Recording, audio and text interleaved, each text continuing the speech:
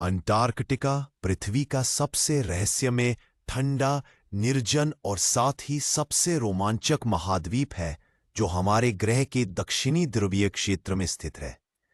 यह महाद्वीप लगभग 1 करोड़ 42 लाख वर्ग किलोमीटर क्षेत्रफल में फैला हुआ है, जो इसे पृथ्वी का 5वां सबसे बड़ा महाद्वीप बनाता है।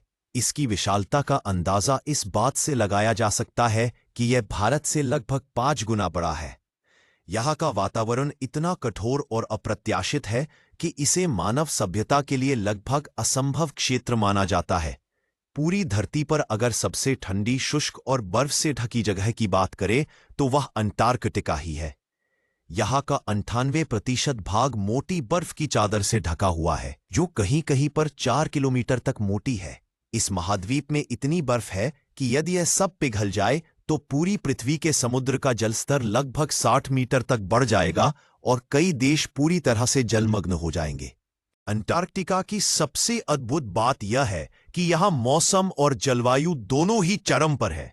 धरती का अब तक का सबसे ठंडा तापमान 89 शहर यही दर्ज किया गया था, जिसे सोवियत संघ के वैज्ञानिकों ने वॉस्टॉक स्टेशन पर 1983 में रिकॉर्ड किया। यहाँ की ठंड इतनी तेज है कि इंसान का खून भी कुछ ही मिनटों में जम सकता है। यही नहीं, अंटार्कटिका को ठंडा रेगिस्तान भी कहा जाता है क्योंकि यहाँ बारिश लगभग नहीं के बराबर होती। कुछ स्थान ऐसे हैं जहां 20 लाख साल से बारिश या बर्फबारी तक नहीं हुई।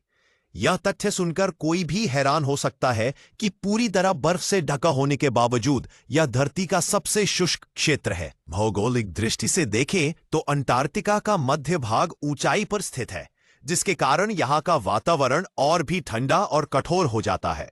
महाद्वीप का अधिकांश हिस्सा दक्षिणी ध्रुवीय वृत्तीय अंटार्कटिक सर्कल के अंदर आता है, जिसके कारण यहाँ साल भर दिन और रात की अवधि सामान्य से बिल्कुल अलग होती है। गर्मियों में यहाँ लगातार 6 महीने तक सूरज ढलता ही नहीं है, जिसे मिडनाइट सन कहा जाता है, जबकि सर्दियों में यहाँ 6 महीने तक सूरज निकलता ही नहीं और अंधकार छाया रहता है। यह स्थिति न केवल रहस्यमयी है बल्कि बेहद डरावनी भी लगती है। अंटार्कटिका का इतिहास भी उतना ही रहस्यमय है जितना कि इसका वर्तमान। हजारों साल पहले प्राचीन सभ्यताएं इस महाद्वीप को केवल कल्पना की दुनिया में मानती थी और इसे टेरा ऑस्ट्रेलिस इनकॉग्निटा यानी दक्षिण की अज्ञात भूमि कहती थी।